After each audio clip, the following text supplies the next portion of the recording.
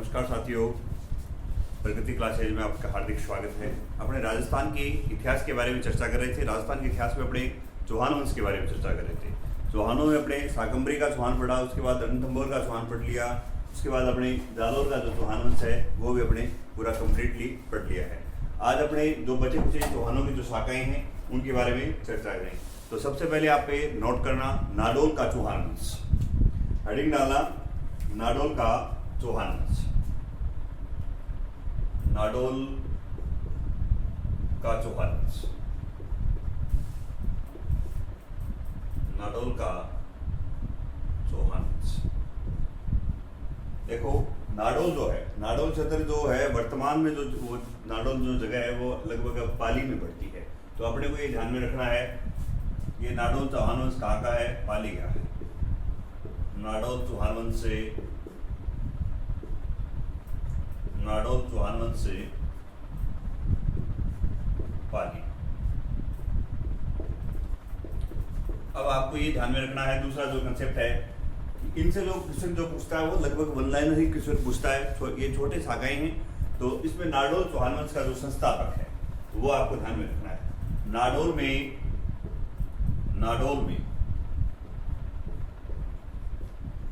चौहान वंश का संस्थापक को आप बोल सकते हो मूल पुरुष या आदि पुरुष बोल सकते हो। तो नाडोल में चौहान वंश का संस्थापक है वाकपीत राज का पुत्र, वाकपीत राज का पुत्र लक्ष्मण चौहान था। ये आपको ध्यान में रखना है, लक्ष्मण चौहान था।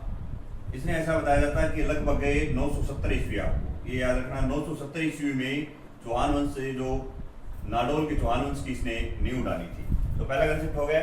उसके बाद आपको ये ध्यान में रखना है, इसे लक्ष्मण चौहान ने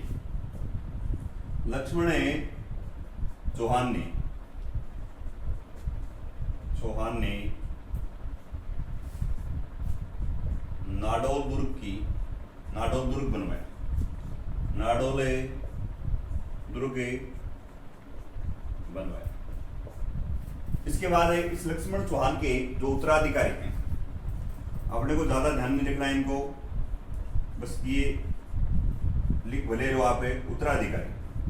उत्तराधिकारी जो मिलते हैं, बलराज, महेंद्र, शोभित, ये शोभित था, यहाँ पहले आएगा शोभित, बलराज, महेंद्र, शोभित, बलराज और महेंद्र, ये इसके उत्तराधिकारी मिलते हैं। तो ये आपको ध्यान में रखना है। एक मिलता है अहिल, इसके अलावा बाला प्रसाद और पृथ्वीपाल। अपने ज्यादा विशेष ध्यान में नहीं रखना है। तो अपने जो मेन ध्यान में रखना है, तो ये नाडोल जो शाखा थी वो कहाँ थी, तो ये नाडोल जो शाखा लगभग अब जो वर्तमान का जो क्षेत्र है वो पाली क्षेत्र में थी। तो दूसरा कंसेप्ट आपको यहाँ इससे पूछेगा कि नाडोल के चौहान वंश का संस्थापक कौन था। तो नाडोल के चौहान वंश का संस्थापक वाकपीत राज का पुत्र लक्ष्मण चौहान था। इसको ध्यान में रखना है, ये एग्जाम में पूछ लिया गया है। 970 ईस्वी में इसने नाडोल चौहान वंश की स्थापना की थी नाडोल में, और लक्ष्मण चौहान ने एक नाडोल दुर्ग बनाया। ये भी पूछ लिया गया है कि नाडोल दुर्ग किसने बनाया था, तो लक्ष्मण चौहान ने बनाया था। इसके उत्तराधिकारी हुए शोभित, बलराज, महेंद्र, अहिल, बाला प्रसाद और पृथ्वीपाल। अपने अब आगे नोट करना, पृथ्वीराज के बारे में एक कंसेप्ट बताऊंगा मैं आपको। ये पृथ्वी जो पाल है, पृथ्वीराज है, पृथ्वीपाल के बारे में एक अपने कंसेप्ट मिलेगा, वो आप नोट करना।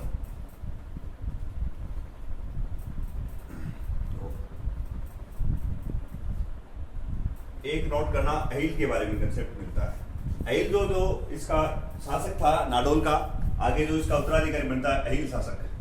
अहिल में आपको ये याद रखना है कि ये गुजरात के और चालुक्य वंश के शासक भीमदेव प्रथम को हराता है। गुजरात के चालुक्य वंश के शासक चालुक्य वंश के शासक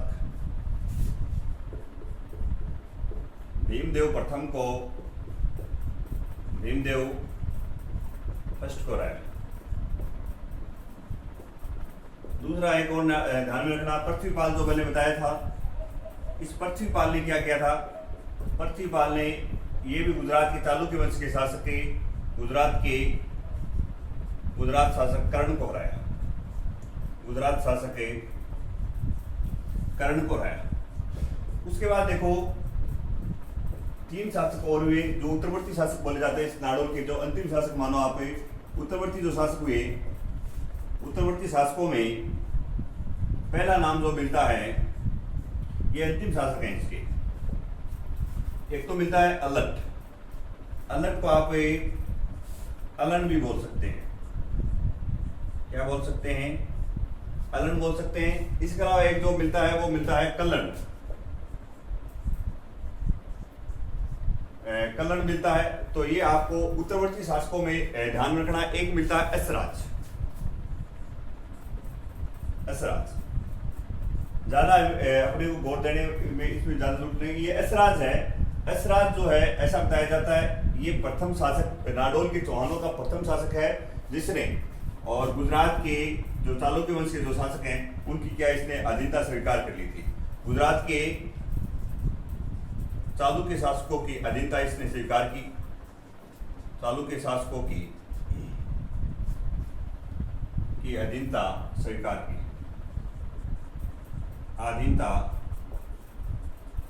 स्वीकार की। इसके अलावा आपको ध्यान में रखना है ये अलट है। अलट का पुत्र मैंने आपको पढ़ाया था जब जालोर का अपने चौहान वंश पढ़ रहे थे। तो अलट का पुत्र था कीर्तिपाल।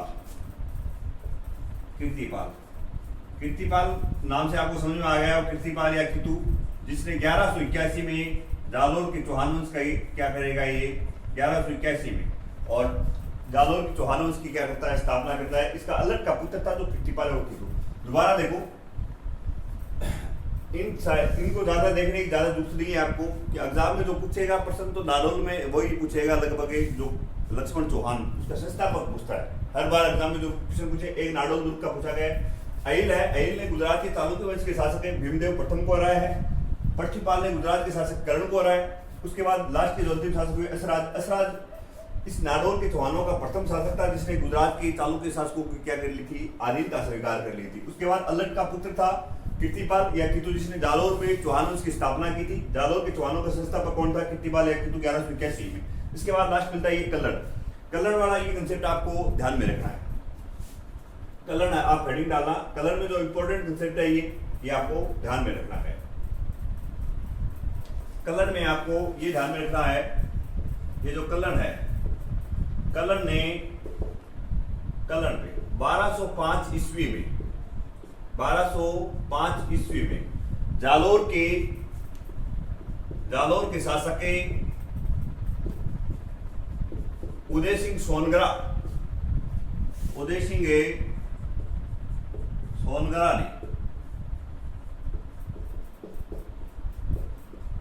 ने आक्रमण कर और नाडोल को जालोर में विलय कर लिया। ये आपको ध्यान में रखना है। तो नाडोल का जालोर में विलय कब होता है? तो 1205 ईस्वी में होता है। ये आपको ध्यान में रखना है। नाडोल का जालोर में विलय और किसके समय हुआ था? इस समय जो शासक था वो कल्लन था। ये आपको ध्यान में रखना है। इसी के साथ ये नाडोल का चौहान वंश से कंप्लीट हो जाता है। अब जो अपने पढ़ेंगे आगे हेडिंग डालना, इसे सिरोही का चौहान वंश। अगला जो अपने तो पढ़ेंगे हमें सिरोही का चौहान वंश।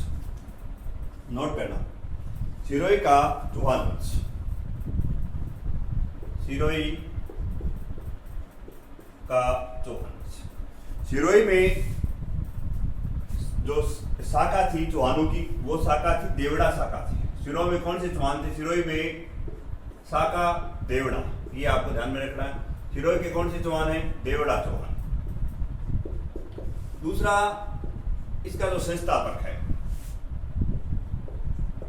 सिरोही के चौहानों का जो संस्थापक है, ये आपको ध्यान में रखना है। तो सिरोही के चौहान वंश की स्थापना, सिरोही के चौहान वंश की स्थापना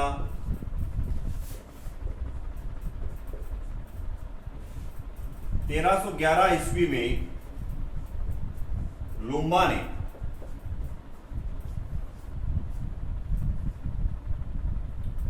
आबू व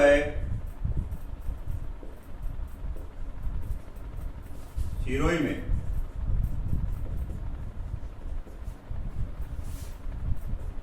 परमार शासकों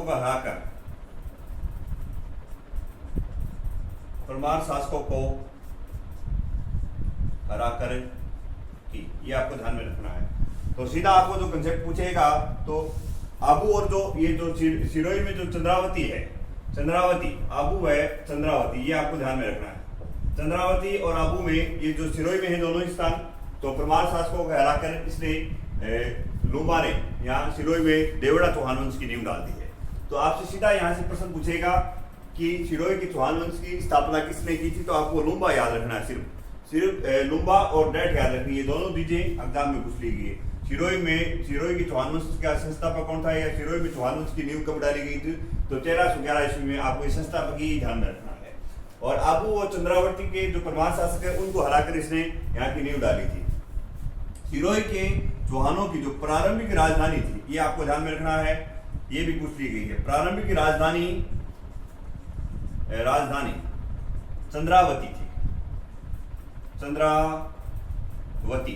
उसके बाद ये राजधानी अचलगढ़ रहती है, अचलगढ़।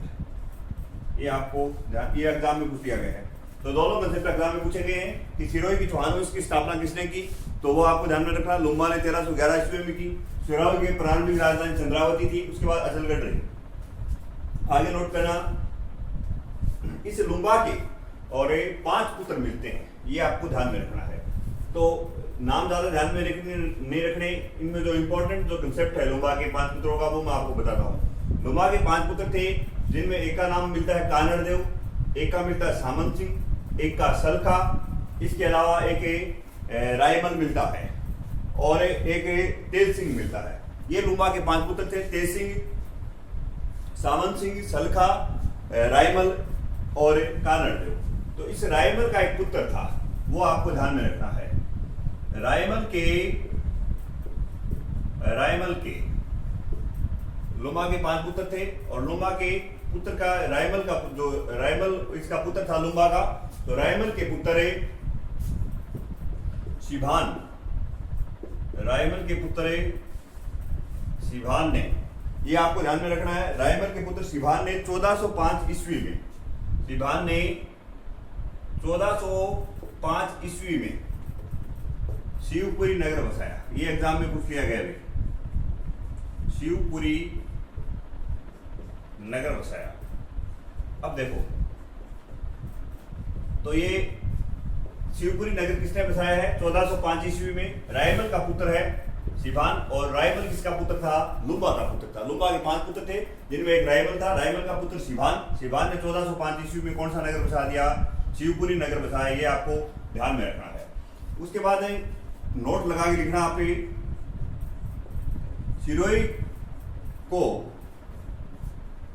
सिरोही को अबुर्द प्रदेश कहा जाता है।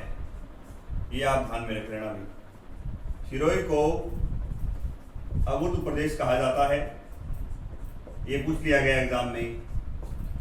दूसरा कंसेप्ट और नोट करना, कर्नल जेम्स टोड जो थे, कर्नल जेम्स टोड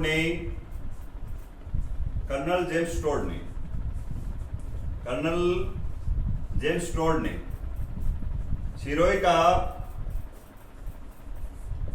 सिरोही का प्राचीन नाम शिवपुरी बताया। तो सिरोही का प्राचीन नाम क्या है? शिवपुरी। तो ये आपको ध्यान में रखना है।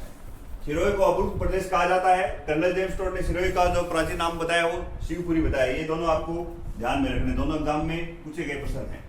आगे नोट करना,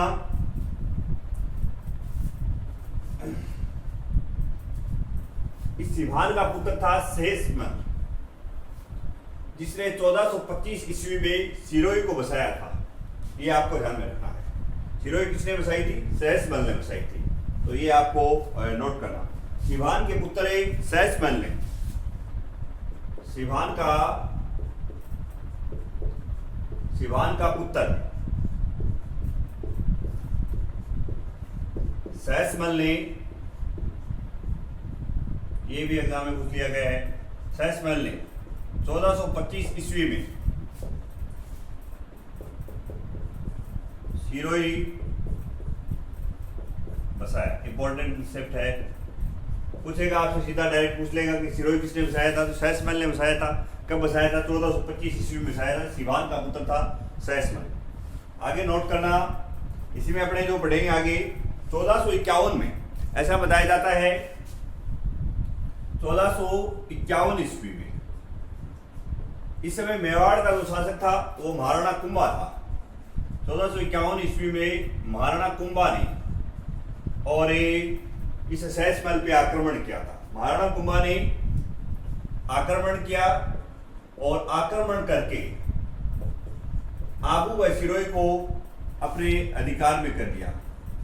आबू व सिरोही को अपने अधिकार में कर लिया। अपने अधिकार में कर लिया तो यहां अब कुंभा क्या काम करवाएगा? एक तो काम ये करवाएगा, इसे यहाँ कुंभ श्याम मंदिर बनवाएगा सिरोही में। तो कुंभ श्याम मंदिर किसने बनवाया? तो कुंभा ने बनवाया था, कुंभ श्याम मंदिर। दूसरा आपको ध्यान में रखना है, कुंभा ने यहाँ सिरोही में एक अचलगढ़ दुर्ग बनवाया था। ये पूछ लिया गया है काफी बार, अचलगढ़ दुर्ग। अचलगढ़ दुर्ग किसने बनवाया? तो अचलगढ़ दुर्ग कुंभा ने बनवाया था सिरोही में। तो ये आपको दो कंसेप्ट और ध्यान में रखने। सिभान का पुत्र सहसमल, जिसने 1425 में सिरोही बसाई। सिरोही पे 1451 में महाराणा कुंभा ने यहाँ आक्रमण किया। आक्रमण कर सहसमल को हरा के ये आबू और जो सिरोही का जो क्षेत्र है महाराणा कुंभा ने अपने अधिकार में कर लिया और ये कुंभ श्याम मंदिर व अचलगढ़ दुर्ग की क्या कर देता है? स्थापना कर देता। आगे देखना, इस महाराणा कुंभा के एक पुत्र था जिसका नाम, दो पुत्र थे, एक का नाम उदा है और दूसरे का नाम मिलता है रायमल। इस उदा ने महाराणा कुंभा की हत्या कर दी थी और महाराणा कुंभा की जब हत्या कर देता है तो इसे मेवाड़ का पितृहत्या कहा जाता है। तो इस उदा के समय यहाँ का एक आगे शासक होगा, वो इससे लाखा देवड़ा। लाखा देवड़ा इस उदा से वापिस ये आबू और सिरोही का क्षेत्र जीत लेगा। तो ये आपको ध्यान में रखना है। आगे नोट करना, लाखा देवड़ा। अगला शासक है लाखा देवड़ा। तो लाखा देवड़ा में आपको दो कंसेप्ट ध्यान में रखने हैं। लाखा देवड़ा जो है, इसने उदा से और वापिस आबू व सिरोही क्षेत्र जीत लिया। आबू व सिरोही क्षेत्र जीत लिया। कहने का मतलब मेवाड़ के पास चली गई थी ये जागीर। उसके बाद ये उदा को क्या है? हरा देता है और ये आबू और सिरोही क्षेत्र वापिस लाखा देवड़ा जीत लेता है। लाखा देवड़ा एक तो कालिका मंदिर बनाता है, कालिका माता का मंदिर बनवाया है सिरोही में। इसके अलावा एक इसने अपने नाम पर लाखनाऊ तालाब का निर्माण करवाया था। लाखनाऊ तालाब सिरोही में है, लाखनाऊ तालाब, जिसका निर्माण लाखा देवड़ा ने करवाया था। लाखनाऊ तालाब का निर्माण करवाया, ये आपको ध्यान में रखना है। आगे अब देखना, उसके बाद लाखा देवड़ा के बाद जो यहाँ का शासक होगा वो जगमाल देवड़ा होगा। तो ये आपको ध्यान में रखना है। लाखा देवड़ा ने एक तो उदा से क्या है, मेवाड़ से क्या है, मेवाड़ से सिरोही और आबू को वापिस जीत लिया है। कालिका माता का मंदिर बना देता है सिरोही में और लाखनाऊ तालाब का निर्माण करवाता। आगे नोट करना, इसके बाद जो शासक होगा वो जगमाल देवड़ा होगा। जगमाल जो देवड़ा है, जगमाल देवड़ा का जो इंपॉर्टेंट कंसेप्ट आपको, जगमाल देवड़ा के जो समकालीन मेवाड़ का जो शासक है वो रायमल है। जगमाल देवड़ा के समकालीन शासक कौन है? जगमाल देवड़ा के समकालीन शासक मेवाड़ का है, मेवाड़ का रायमल है। ये उदा के बाद क्या बनता है? यहाँ का शासक बनता है उदा अपने पिता की हत्या करके वहां का शासक बन जाता है। उसके बाद यहाँ की जो मेवाड़ की जो जनता है इस रायमल को यहाँ का क्या बनाती है, शासक बनाती है। तो ये आपको ध्यान में रखना है। उदा की जो हत्या है वो बिजली गिर जाने से होती है। ये मैंने आपको मेवाड़ इतिहास में अच्छी तरह से बताया था। इस रायमल के पुत्र ने एक तो था पृथ्वीराज सिसोदिया। पृथ्वीराज सिसोदिया मेवाड़ के इतिहास में मैंने बताया था आपको। इसके अलावा संग्राम सिंह, जिसे सांगा कहा गया था, संग्राम सिंह या सांगा। इसके अलावा एक और मिलता है वो जय सिंह, और इसकी एक पुत्री थी जिसका नाम था आनंदीबाई। आनंदीबाई का, रायमल की पुत्री आनंदीबाई का जो विवाह है वो इस जगमाल देवड़ा के साथ होता है। और ऐसा बताया जाता है कि इस जगमाल देवड़ा आनंदीबाई को परेशान करता था, इसलिए इसे समझाने के लिए इसका भाई, आनंदीबाई का भाई पृथ्वीराज सिसोदिया, जिसे राजस्थान के इतिहास में उठना राजकुमार कहा गया है, वो यहाँ जाता है, जगमाल देवड़ा के पास सिरोही में आता है। और जगमाल देवड़ा इसे उस समय कुछ नहीं कहता है, उसके लिए लड्डू, जो विष लड्डू देता है, और कुंभलगढ़ दुर्ग के पास से इसकी मृत्यु हो जाती है। तो इसने लड्डुओं में जहर देके इसकी हत्या कर दी थी पृथ्वीराज सिसोदिया की। तो ये आपको ध्यान में रखना। जगमाल देवड़ा का जो कंसेप्ट मैंने बता दिया कि रायमल की पुत्री आनंदीबाई के साथ इसका विवाह हुआ, और इसने अपने जो सारा है पृथ्वीराज सिसोदिया उसकी क्या करती थी, लड्डुओं में जहर देके हत्या करती थी। जगमाल देवड़ा कंप्लीट। उसके बाद है आप ये नोट करना अखेराज देवड़ा। अखेराज देवड़ा जो है, इसके बारे में अपने जो कंसेप्ट है वो मैं आपको बताता हूं। अखेराज देवड़ा है, इनको आपको ध्यान में रखना है। अखेराज देवड़ा का एक ही कंसेप्ट है। इसके समकालीन जो शासक था मेवाड़ का इसके जो समकालीन जो शासक था,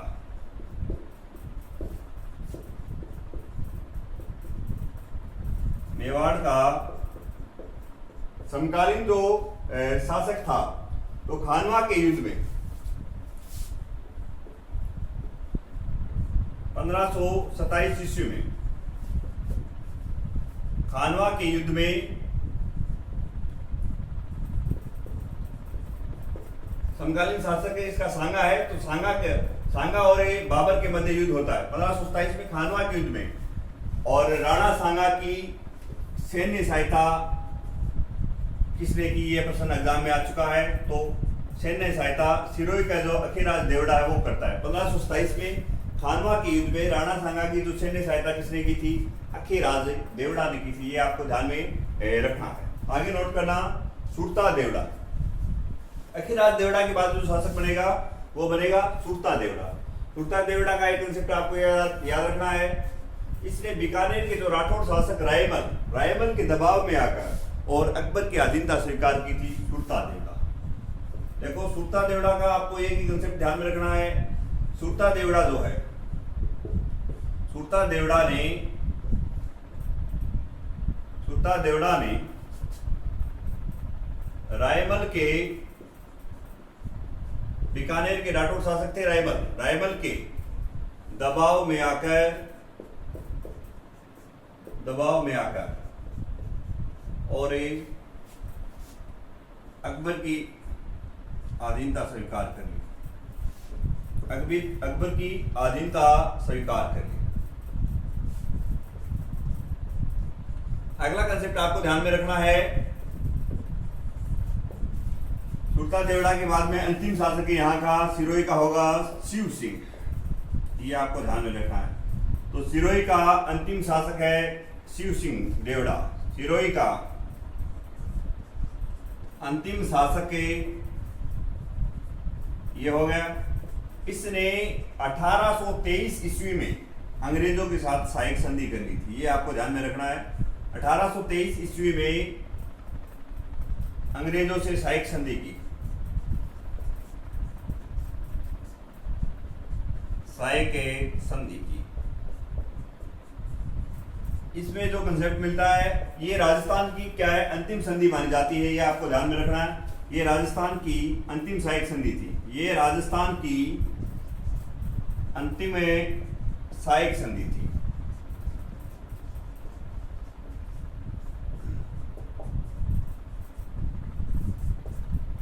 तो तो दोबारा देख लो, लास्ट में ये सुल्तान देवड़ा है, रायमल के दबाव पे आकर इसने किसकी अधीनता स्वीकार कर ली, अकबर की अधीनता स्वीकार कर लेते हैं। 1570 में नागौर दरबार के जब लगते हैं, उसके बाद 1575 में लगभग सुल्तान देवड़ा इसकी अधीनता स्वीकार कर लेता है। उसके बाद शिव सिंह जो है, शिव सिंह सिरोही का अंतिम शासक माना जाता है। 1823 ईस्वी में अंग्रेजों से इसने सहायक संधि की थी, ये राजस्थान की अंतिम सहायक संधि मानी जाती है। इसी के साथ सिरोही के देवड़ा जो चौहान वंश है वो कंप्लीट हुए। इनसे अगर पूछेगा तो एग्जाम में आपसे मैं ये बता देता हूँ कि लगभग आज तक जो पूछे गए प्रश्न हैं वो मैं तो इनके संस्थापक पूछता है, जैसे सिरोही के चौहान वंश की स्थापना कब हुई और इसका संस्थापक कौन था। इधर जैसे आपने नाडोर के जो पढ़ गए हैं, तो नाडोर में चौहान वंश का संस्थापक कौन था, तो ये प्रश्न पूछा जाते हैं। ज्यादातर अमूमन यही प्रश्न पूछे जाते हैं। आगे आप नोट करना, अपने बूंदी का चौहान वंश से पढ़ेंगे तो हेडिंग डालना बूंदी का चौहान वंश, बूंदी का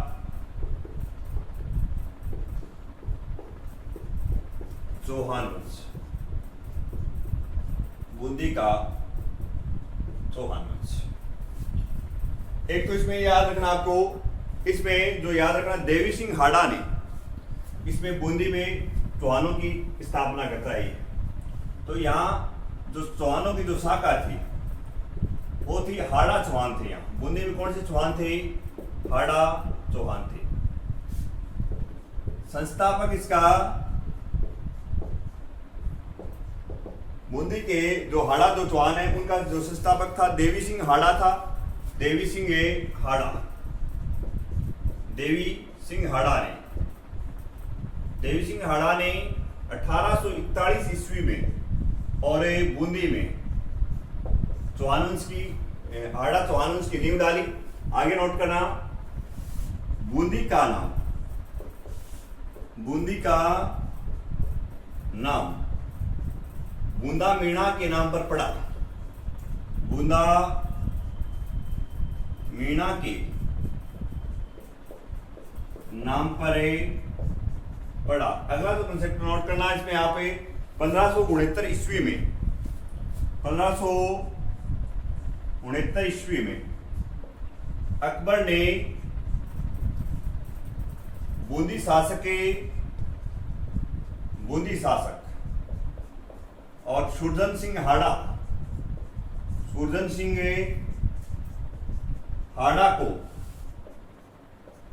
को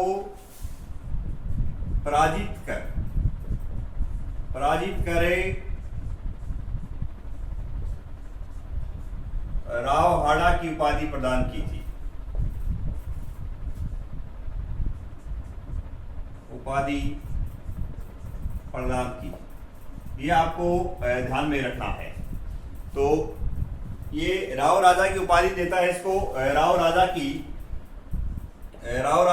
या राव हाड़ा की जो भी है, तो ये आपको ध्यान में रखना है। बूंदी में जो चौहान वंश है, जो हाड़ा चौहान शाखा इनकी हाड़ा थी, इसका जो संस्थापक है वो देवी सिंह हाड़ा माना जाता है। 1241 ईस्वी 1241 ईस्वी में, इसमें 1241 ध्यान में रखना, ये भी 1241 ईस्वी में और इस देवी सिंह हाड़ा ने यहाँ बूंदी की चौहान वंश की स्थापना की 1241 ईस्वी में। बूंदी का नाम बूंदा मीणा के नाम पर पड़ा 1569 ईस्वी में। बूंदी के शासक सुरजन सिंह हाड़ा को ये पराजित करता है अकबर और राव राजा की उपाधि प्रदान करता है। इसका पुत्र होता है जहांगीर ने भी इसको सुरजन सिंह हाड़ा को जो उपाधि दी थी वो आप ध्यान में रखना, सर बुलंद राय की उपाधि दी थी। सुरजन सिंह हाड़ा को सर बुलंद राय की उपाधि देता है इसका पुत्र जहांगीर। तो ये नोट करना, जहांगीर ने राव रतन हाड़ा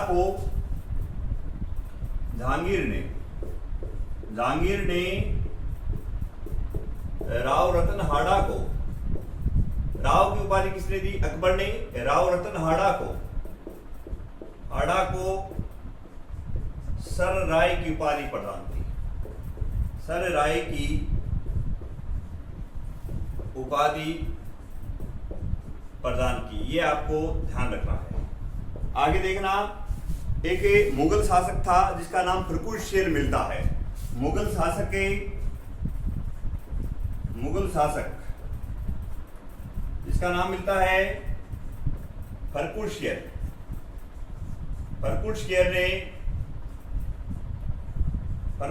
ने बूंदी का नाम फर्रुखाबाद रखा।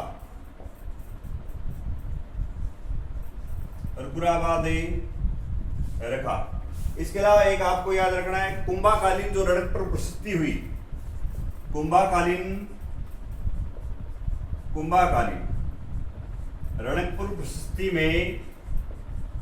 रणकपुर प्रशस्ति में बूंदी का नाम, ये याद रखना, ये पूछ लिया गया भाई, वृंदावती मिलता है, ये आपको ध्यान में रखना है। वृंदावती मिलता है। तो दोबारा देख लेना,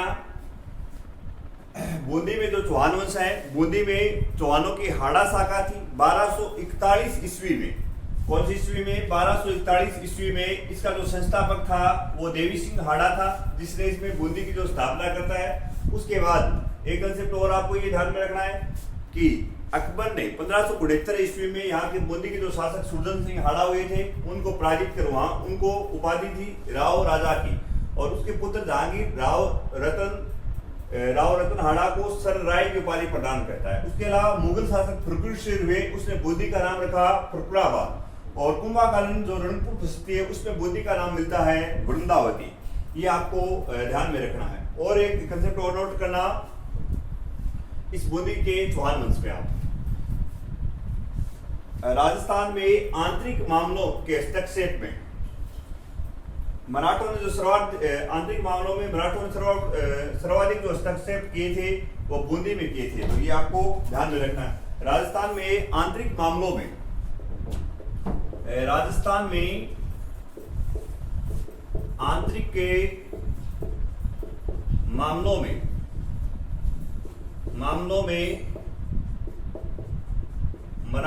मराठाओं ने सर्वाधिक हस्तक्षेप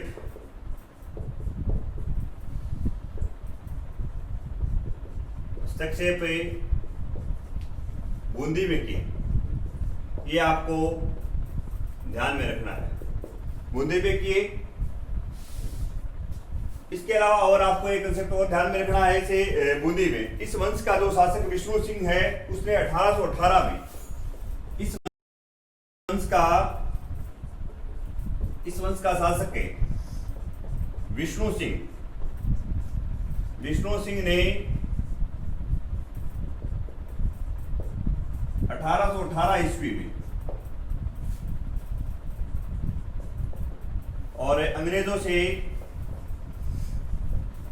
सहायक संरक्षण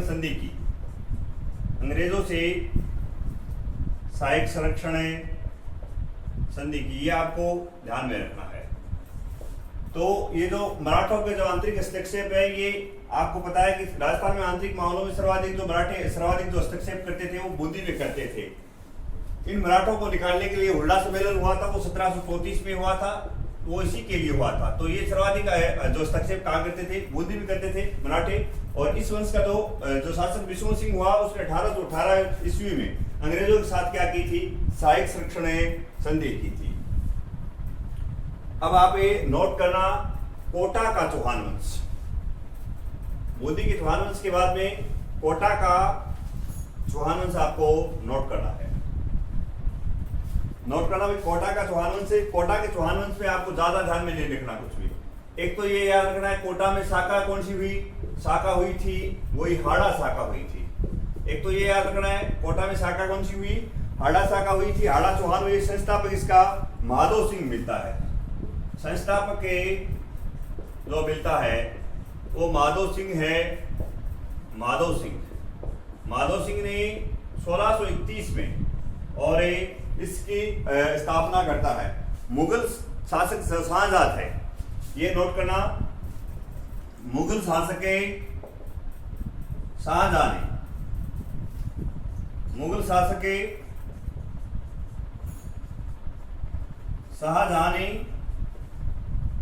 शाहजहां ने कोटा में स्वतंत्र राज्य की स्थापना की थी। कोटा में ये 3 कंसेप्ट आपको इसमें ध्यान में रखने हैं। एग्जाम में आपसे पूछेगा तो ये यहाँ से लगभग संस्थापक ही पूछता है। तो कोटा में चौहान कौन से? हाड़ा चौहान है। संस्थापक इसका माधव सिंह है। माधव सिंह 1631 में कोटा में चौहान वंश की स्थापना करता है। इसके अलावा मुगल शासक शाहजहां ने कोटा में स्वतंत्र राज्य की स्थापना की थी। इसके अलावा आप नोट करना झालावाड़। झालावाड़ लास्ट अपने इस चौहान वंश का शासक है। ये और पढ़ेंगे लास्ट। ये जो कोटा जो रियासत थी ये भी इस बूंदी से निकाली गई थी। तो लास्ट आप नोट करना भाई झालावाड़। झालावाड़ में जो वंश है वो झाला है। जो शाखा है कौन सी है? वंश तो है झाला। और संस्थापक इसका मदन सिंह मिलता है। संस्थापक कौन है इसका? ये आपको ध्यान में रखना है, मदन सिंह। झाला मदन सिंह ने झालावाड़ में चौहान वंश की स्थापना की थी। मदन सिंह ने लगभग ये 1838 ईस्वी में इसे चौहान वंश की स्थापना करता है। 1838 ईस्वी में, ये आपको ध्यान में रखना है। तो यहाँ से जो क्वेश्चन पूछेगा कि झालावाड़ का संस्थापक कौन था, तो मदन सिंह 1838 में। ये जो झालावाड़ जो रियासत है ये अंग्रेजों की देन थी। झालावाड़ रियासत या जो झालावाड़ जो शाखा है रियासत अंग्रेजों की देन थी। एक तो ये याद रखना आपको, अंग्रेजों की देन है। दूसरा ये याद रखना ये राजस्थान की सबसे नवीन रियासत बताई जाती है। सबसे नवीन रियासत। आपसे सबसे प्राचीन रियासत पूछे तो मेवाड़ है, और सबसे छोटी रियासत पूछे तो शाहपुरा भीलवाड़ा रियासतों में पड़ेंगे। सबसे बड़ी रियासत जो है वो मारवाड़ जोधपुर है। इसके अलावा इसमें एक कंसेप्ट और याद रखना है, प्रारंभिक में जो इसकी जो राजधानी थी वो झालापाटन थी। प्रारंभिक में राजधानी कहाँ थी? झालरा पाटन थी। आगे इसमें एक और कंसेप्ट नोट करना, झालावाड़ को कोटा से अलग कर झाला जालिम सिंह को दिया गया था। झालावाड़ को कोटा से अलग कर किसे दिया गया था? तो ये कंसेप्ट आपको ध्यान में रखना है, झाला जालिम सिंह को दिया गया था। झाला जालिम सिंह को ये ध्यान में रखना आप। तो झालावाड़ में जो चौहान वंश है, इससे चौहान में यहाँ जो शाखा हुई थी, जो वंश हुए थे वो झाला, और इसका जो संस्थापक है वो मदन सिंह मिलता है। 1838 ईस्वी में झालावाड़ के चौहान वंश की स्थापना करता है। झालावाड़ जो रियासत है वो अंग्रेजों की देन थी। ये सबसे नवीन रियासत मानी जाती है। प्रारंभिक राजधानी इसकी झालावाड़ रही थी। झालावाड़ को कोटा से अलग करे झाला जालिम सिंह को दिया गया था।